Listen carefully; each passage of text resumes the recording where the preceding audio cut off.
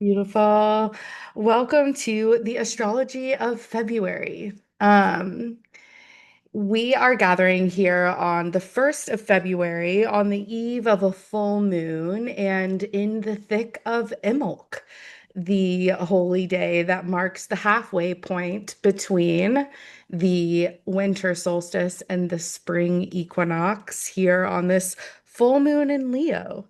I was saying this earlier online, but I love a month where it starts on a Sunday, especially when it's February, because it's so clean. It's like just four little units of the week. And then this year, it's also a full moon and it's Imbolc. And it just feels like such a fresh start for us, which really is the energy of Imbolc. We were chatting before we started recording, and this theme of anticipation and being in this energy of being anticipatory was alive for us. And it's so real because here on this day of Imbolc and in this full moon, we're held in the potential of what's coming, this promise of something different and something great. And we'll explore this kind of thematically all throughout tonight's call.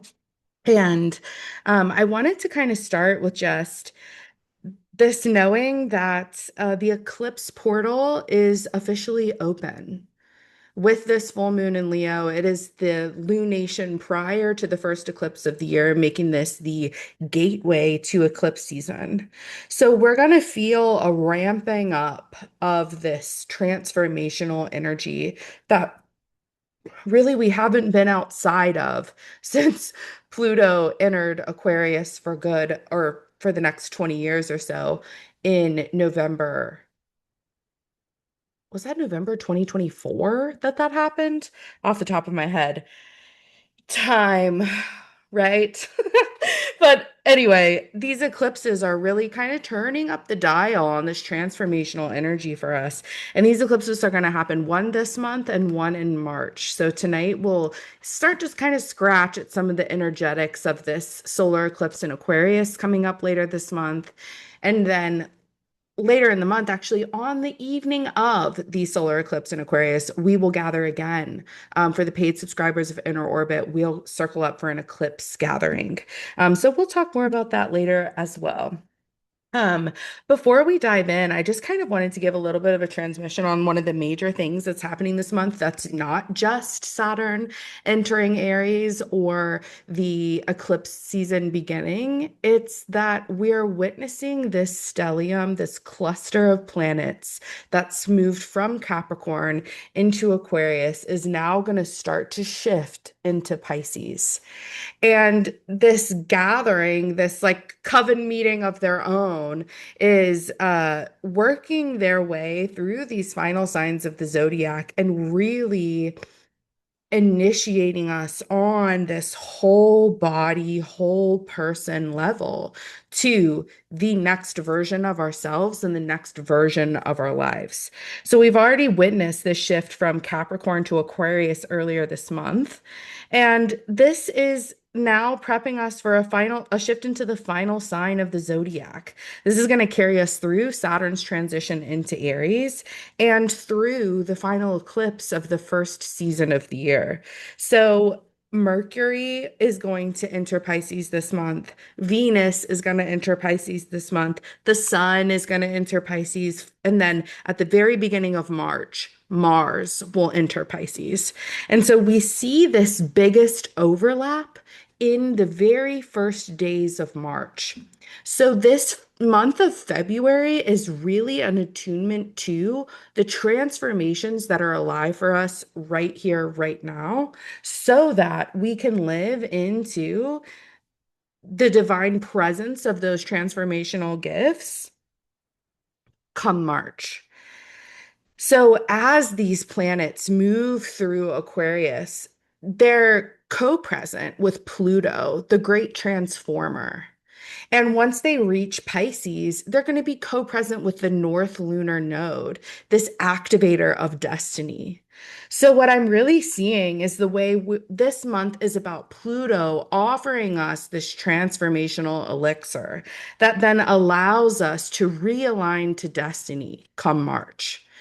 So, in this way, this is a really vital month for self transformation, for activation of our gifts, for culmination of our manifestations, the things that we need to make all of this happen.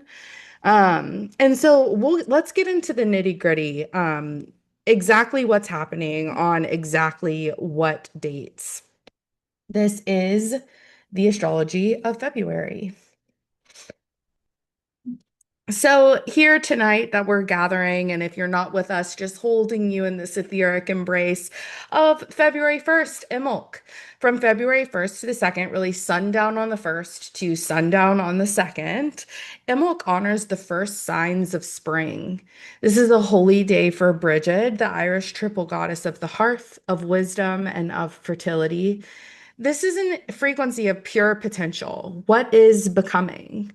This isn't necessarily seeing the flowers in full bloom, seeing those manifestations in full presence, but rather seeing those first stirrings of the roots bursting from the seed underground, feeling those first rumblings of the presence of your manifestations.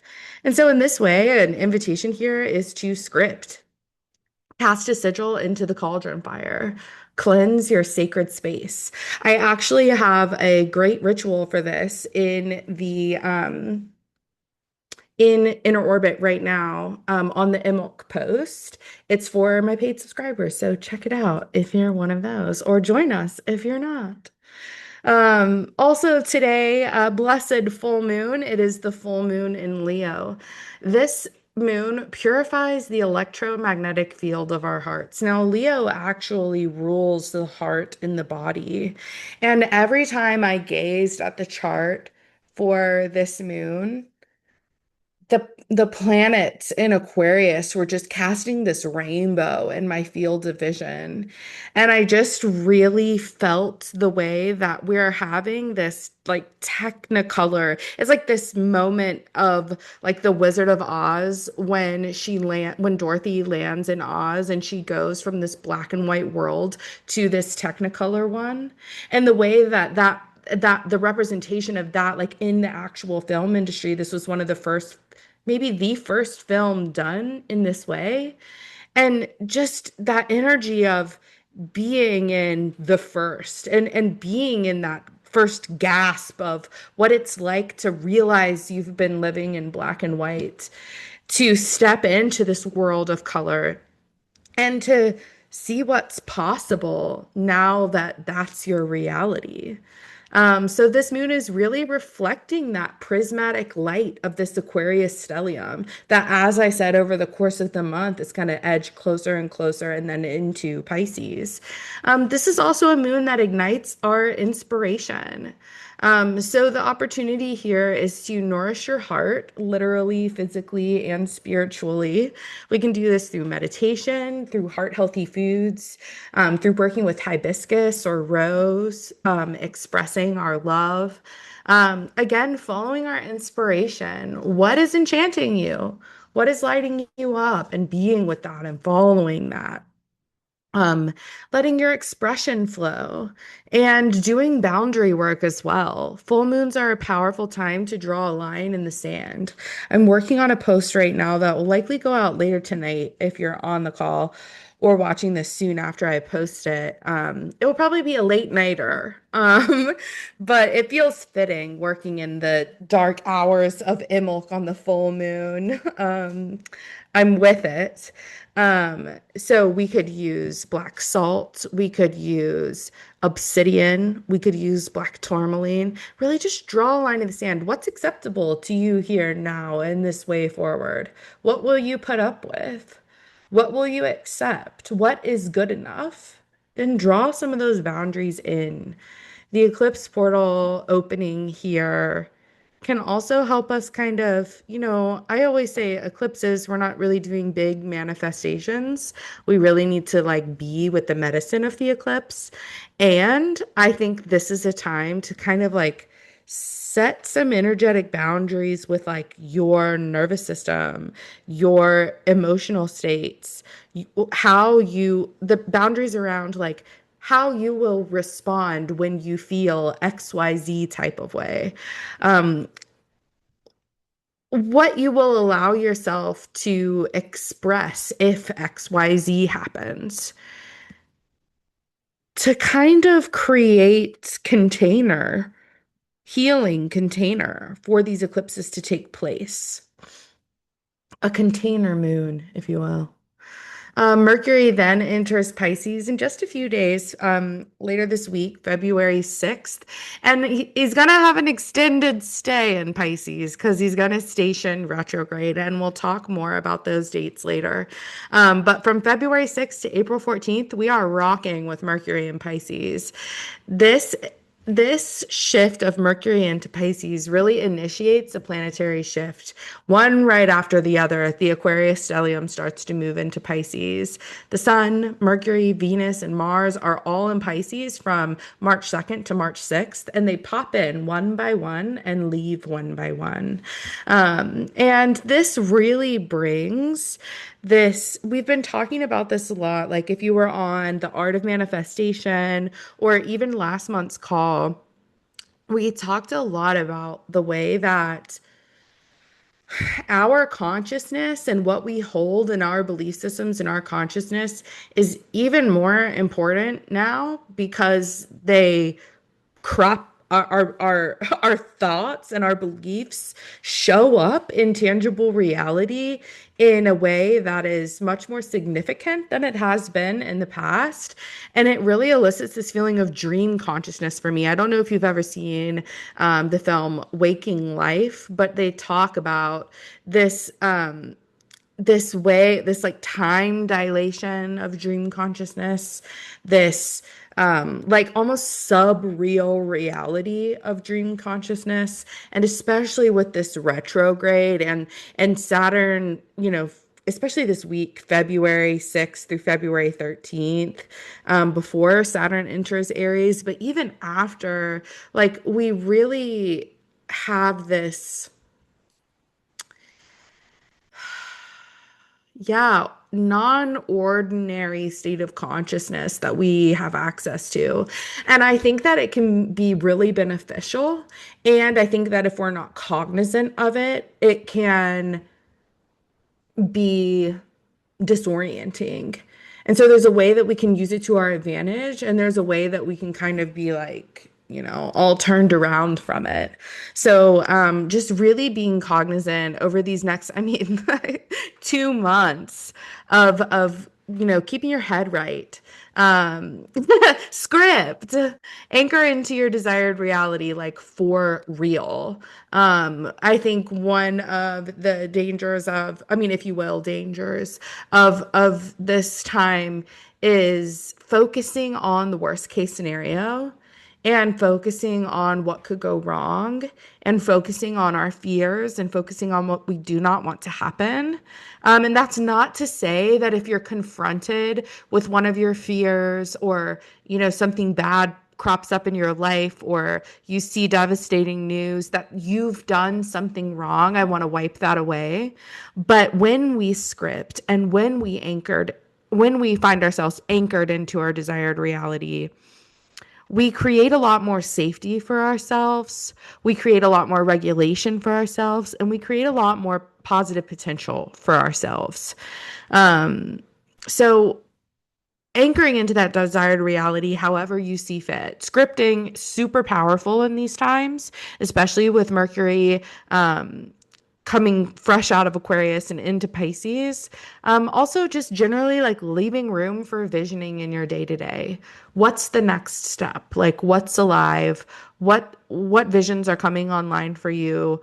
What is the highest potential for reality from where you see things from your perspective? An invitation here also is to work with Blue Lotus in this visioning and dreaming state. Following close behind Mercury, Venus enters Pisces on February 10th and stays there until March 30th. Venus in this time is empowering glamour magic. Not just one step beyond beauty magic lies glamour magic. What glamour magic means is that there is almost a energy of illusion or sometimes shielding with glamour magic. It's not so much about like if you're just like enchanting your blush for magnetism, that's beauty magic. But when you're altering the way that you are perceived and the magnetism on that level of how it's perceived from the outside, this is glamour magic. So, and it doesn't have to include a makeup routine. Glamour magic can be when you're washing your face or when you're washing your hair, thinking these intentions of like, let's say you have a job interview, and as you're bathing, you're thinking, when this interviewer beholds me, they will know I am the candidate. They will be able to see because here are the qualities I'm displaying right on the surface of my energy and really working with that energy of perception. Now, if you do this glamour magic and those qualities are not actually rooted in you, this is pure illusion that will dissolve over time. Maybe you'll get the position, but you won't be able to hold it. If you're working glamour magic that is actually true, it's rooted in reality. And so it's a structure that can stick and stay. And this is also empowering magnetism through pure vibration. It also called to mind again the story of Lakshmi, and I remembered that we talked about this actually already when Venus entered Virgo. We did a call and I talked all about it, and then I didn't post it because, to be honest, as soon as I got off the call, I was like, is actually worshiping and working with Lakshmi, is that a closed practice? And to be honest, I really just didn't want to be canceled because of working with Lakshmi. And so I did some research, and it is not, in fact, a closed practice. And people of many different backgrounds work with Lakshmi all around the world. And so I'd like to share the story of Lakshmi with you again, now that I feel a little bit more confident in that this work is respectful of the culture that it originates from. um, Okay, so I'm going to tell you the story of the rebirth of Lakshmi. This is a combination of my words and the legend as it is told on BBC. Long ago, the world was in turmoil. The earth was plagued with demons, and the gods fought vehemently against them, with Indra, the warrior god, spearheading the mission. With Lakshmi in his ranks, he felt sure of his success, until one day he dishonored her with his arrogance. A sage offered Indra a sacred gift, a garland of flowers, a display of beauty, purity, and good fortune. Indra cast the gift to the ground, thinking himself better than this generous offering. This upset Lakshmi, and she disappeared into the milky ocean for many years. In her absence, the world and war fell into chaos. Without her blessing, the earth and gods alike suffered greatly. The people became greedy and self possessed, and not once did they make an offering to the gods. Because of their selfishness, the gods began to weaken. Across many pantheons, it's believed that offerings and belief give the gods power, giving the demons the upper hand. At this time, Indra turned to Vishnu, Lakshmi's counterpart, and asked how to regain the blessings from the goddess. Vishnu instructed him to churn the great milky ocean and the goddess may return, along with other gifts that may help them succeed, including the elixir of life and other mystical blessings. The gods worked together and they churned the ocean for 1,000 years with no result, until finally, rising up from the depths on a blossoming lotus, Lakshmi reappeared and gave her blessing. given that Lakshmi does not bestow her blessing upon the greedy or selfish, it could be that it took the gods 1,000 years to become selfless in their efforts, putting their individuality aside and seeking refuge for the world, rather than selfishly hoping to gain something for themselves from her presence. And I'm sharing this because it feels, and I shared it then because it felt so resonant. I'm sharing it again because it feels so resonant to the times that we are living in. This way that there is so much chaos and confusion. And I'm going to name it like pure evil running amok in power centers, power hubs running this world.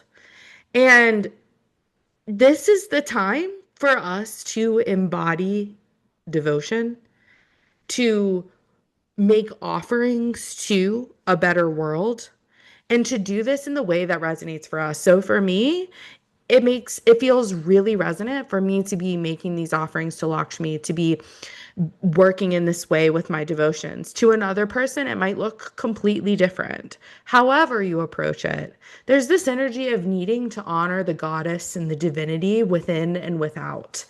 Um, this reclamation of ourselves as a divine being, as one with the all, and the way that the world is a reflection of that all as well, this within and without, as well as using this time to calibrate your heart to the frequency of your desires. Um, Make petitions to the frequencies, archetypes, deities, goddesses that you work with to create a better world. And I think that we do get to include some of these personal aspects of our manifestations in our petitions, in this way of what we're asking, what we're praying for. And I think that they get to be honored in that if what we're asking for is aligning us to be in a better position to serve the world, to serve this vision that we have for this heaven on earth, this is where these personal asks are actually acceptable in the eyes of the divine, right? In this story of the rebirth of Lakshmi, these gods that were churning the ocean for her, they only were successful when they didn't just want to save themselves. They wanted to save others as well. They wanted to save the world. They wanted to put an end to this chaos, put an end to this absolute muck. And they were successful when they stepped out of their individuality and into their wholeness. And so it's not so much completely foregoing your individual desires, but seeing the way that they fit into the desire of the all and the vision for the all, if that makes sense. Let me know if it doesn't in the comments. Saturn then moves into Aries February 13th, and he's going to stay a while until April 12th, 2028. This marks a new generation truly coming of age. If you have, which I know there's some folks in the coven who have very early degrees Saturn, you've experienced a taste when Saturn peaked his head in the Aries realm last year. I believe it was from, oh, I'm not going to guess and get it wrong. It was last summer, from kind of like the beginning of summer to the end of summer. Saturn was in Aries. And there was this first initiation, this first burst of insight, but it wasn't very prolonged. It was just a few months. Um,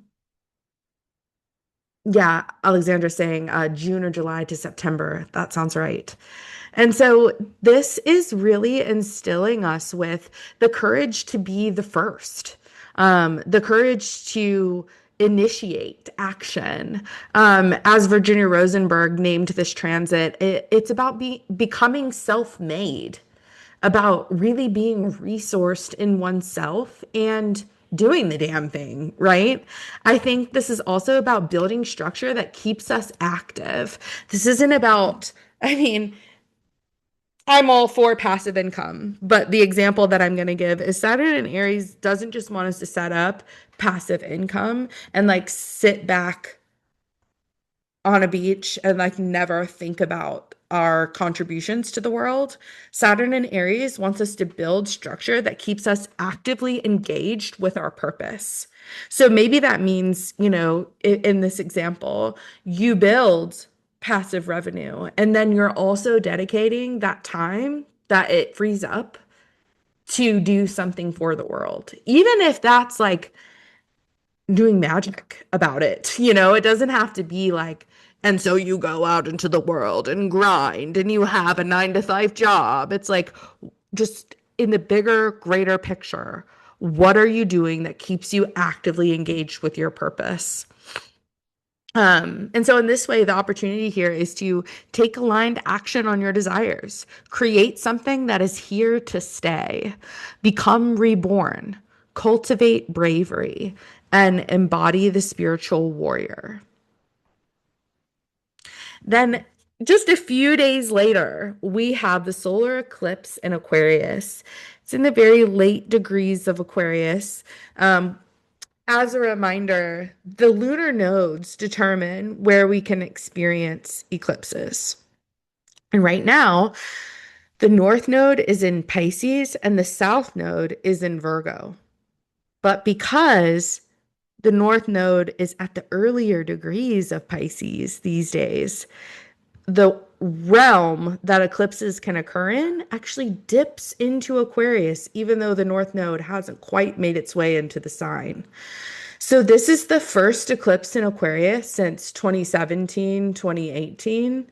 And in this way, we're revisiting some of those themes that we picked at then from a new perspective, from an evolved, elevated space where we're moving in a cycle or a spiral rather than a circle. And we're getting at this next level of these same themes. So now that this gateway is open with the full moon in Leo, maybe taking some time to reflect. I'm trying to think of where I have this information for you guys. I think it's in.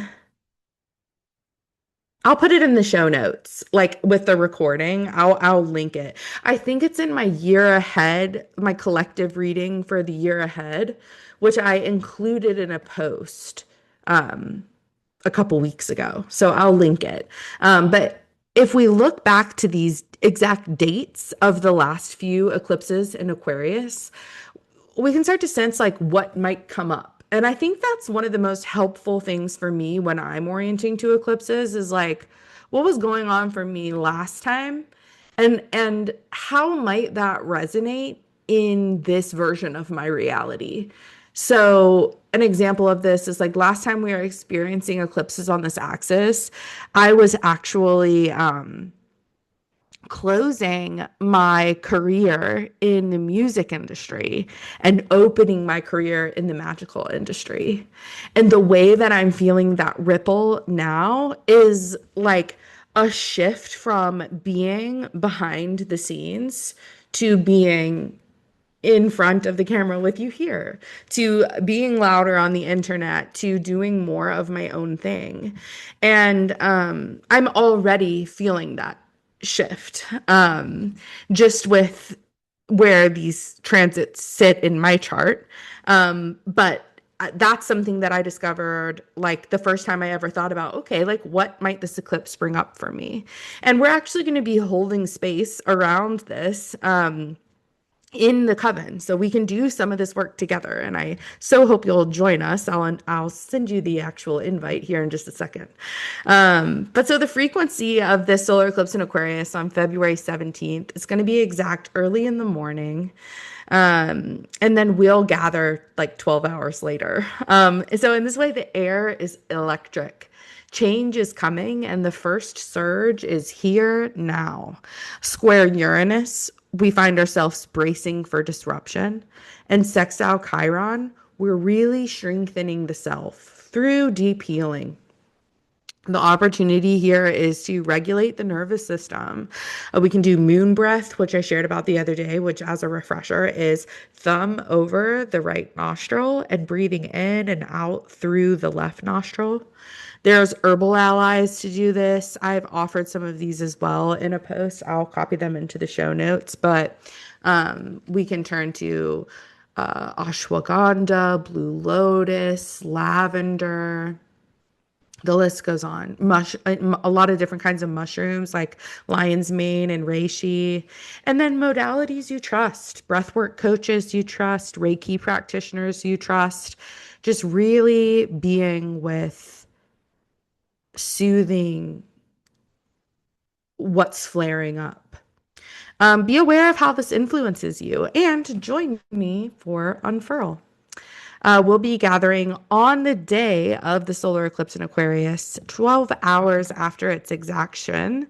This is one of our paid gatherings, so you can either upgrade your subscription and join for $8 a month, or you can also drop in a la carte for $22, and it has a few extra little bonuses in there for you, including a free trial of Inner Orbit.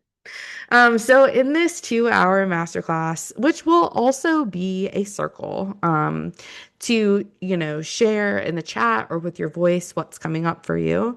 But in the masterclass portion, where I'm doing the transmissioning and sharing, I'll be covering the meaning and medicine of eclipses, the signatures of this particular eclipse season, what this eclipse season means for you, and we'll also be engaging in a road opening meditation, really calling in this highest outcome for us all. And just if, what is that? Like the next day, huh? The sun enters Pisces, February 18th through March 20th. Fresh on the heels of this eclipse, the sun joins Mercury and Venus, co-present with the North Node. This is about destiny alignment, an authentic expression of our magic. So there's an opportunity here to do work around aligning with your soul purpose. Again, script, dance, play, get yourself out from under the heaviness of the world. There's a lot going on all of the time. And one of the best things I think we can do, other than like actively engaging in our government to the extent that we can, donating to the organizations that align with our values, and speaking up. One of the best things that we can do is regulate our nervous system. When we're, you know, comparatively safe in this world, the one of the greatest gifts that we can offer to it is regulation and is operating under the best case scenario. Not in such a way that it negates reality, but in such a way that it opens the world for potential. And this is also a time of dream work that's really going to start. The dream work is probably going to ramp up. So if you're an active dreamer, a lucid dreamer, or you do a lot of like journeying in your dreams or actual work in your dreams, this is going to be a time where you might need to set some energetic boundary around that. I do a lot of dream work, and my practitioner, Marianne Mitchell, she recommended on the nights where I'm just simply not available for that, just stating that out loud before I go to sleep. And it's been really helpful. And I can't believe I never thought of it before, but sometimes you just got to hear it. But and so I mean dream work in that sense, and I also mean like working with our dreams, right? Like, what is your dream asking of you? If you dream of writing a book, or increasing your revenue, or living in your dream home, or like whatever it is, what is the next thing you can do to anchor that into the now? Following that, Mercury is going to go retrograde in Pisces, from February 26th to March 20th. And then it will remain in Pisces through April 14th. And this Mercury retrograde is always a time for deep reflection, but in this particular sense, we're reflecting on the chapter that we've been closing for a while. So since 2011 with Neptune and since 2023 with Saturn. And by this time in this window, Mercury retrograde is co-present with the North Node, Venus, Mars, and the Sun. And in this way, this is a time for self inquiry, either with journaling or your cards or a trusted practitioner. Get curious about what's ending and what's beginning. What are you being prepared for? Look back and what cycles are you closing down since 2011 when Neptune entered Pisces? What chapters are you closing down since 2023 when Saturn entered Pisces? And furthermore, what cycles are you closing down since last year when the North Node entered Pisces? I believe that was January. I think it was like January 26th or something like that. January, late January, maybe 2025. The North Node entered Pisces. Check in with those dates 2011, 2023, January 2025. What do you intuitively and innately feel is closing down for you? And in that closing, what opens? What are you more available to because that cycle is coming to a close? What does that mean tangibly in your life? And yeah, what are you being prepared for? What do you feel this like initiation is? We're still in these like first days of what is going to be a long transit, um, Saturn and Neptune in Aries. So we're still in that like in between, I liken it to like when a book is just beginning and it's part of a series. There's a couple chapters where they're still tying up storylines from the book previously. And then nothing they do in that book, it like makes total sense without the context of the previous one because it's building on each other, right? And that's where we're experiencing this shift from Neptune and Saturn in Pisces to Neptune and Saturn in Aries. And speaking of this, on February 20th, just rewinding it a little bit, I didn't put in a slide for this, probably because I gave a whole talk on this actually, and it's free. I called it the most powerful manifestation portal of 2026. And this is on February 20th, but it really leaks on either side.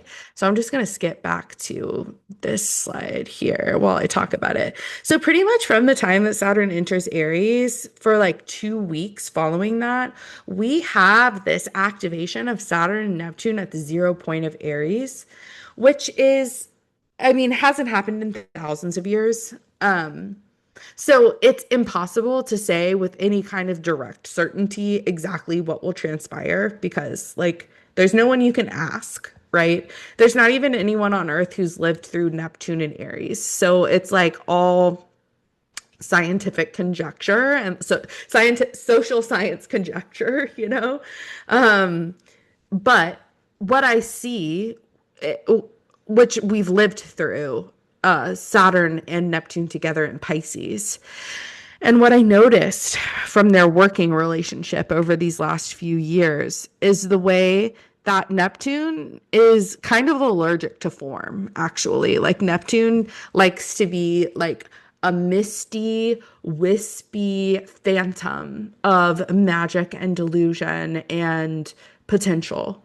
And Saturn likes to be in form and structured and regulated. And together, they make a compromise when they are moving hand in hand, like they are still now, even though they're straddling signs. Um, Saturn helps bring form to our dreams, and our dreams help inform the structure of our reality. And so, in this way, especially from like building up to February 20th, but from February 13th onward, being really cognizant of what dreams are coming online, what you are trying to manifest. I mean, I would watch that call. If you haven't seen it, it was a pretty long intuitive transmission on this transit specifically.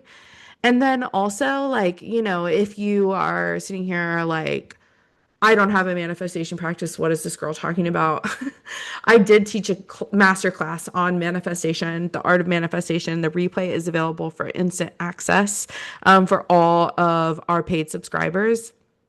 And it goes through like embodied integrative practices that you can easily master, even as a beginner. And I would put that to use in this window. So if you don't already have manifestation practices or you're looking for guidance, those are two workshops that I would recommend dropping into sometime between now and February 13th, but especially before February 20th. And I'll include those links in the replay email. Um, yeah, I think that's what I have to say about that. So let's stay woven this month. So the first thing, which I've talked about before, is if you upgrade from a free subscriber to a paid subscriber, you get all of our paid monthly masterclasses for that $8 a month. So you'll get instant access to last month's, which was the art of manifestation. You'll get access to Unfurl on February 17th. And then obviously, if you keep your subscription going or you pay annually, you'll get access to every single one that we do throughout the year. But right now, there is one loaded in our library. And then we'll also allow you to join a la carte for 22. And like I said, that does come with a few added bonuses. As well, I'm offering 34% off all one-on-one sessions for my birthday. This is going to be going on for the next week or so. All of my one-on-one offerings, so that includes astrology readings, oracle readings, and Reiki sessions, as well as my soul alchemy packages. Now, this is not an automated sale, so you will need to enter the code birthday at purchase to get that sale. But yeah, I feel so grateful for each of you. Some of you probably know I have been participating in this visibility challenge over these last 2 weeks, and this is the final week of posting every day on Inner Orbit and taking up this space in our little corner of the internet. And I feel so grateful, and I feel the love through the screen when I look at the stats and I see our paid subscriber base growing, and I see my monthly views climbing, and I see your comments on Instagram and your direct messages and just the replies to the emails, the comments that you're leaving on Inner Orbit. I just want to say thank you. Like, I am sometimes get a little shy when I'm replying to comments. I can like overthink it. So if you commented and I haven't responded, or you've messaged me and I haven't responded, that's why. But just know I feel you, and it's so inspiring. And I just want to say thank you so much, because this truly is a dream come true for me. And I think being an astrologer in these times feels like such important work, and to be like sitting intuitively with these transits in real time as they're happening and helping us find our way together is it's humbling, and it's nourishing, and it's everything I've ever wanted to do. So thank you for your support in that. And let's drop in. I'm gonna stop the share, and I'll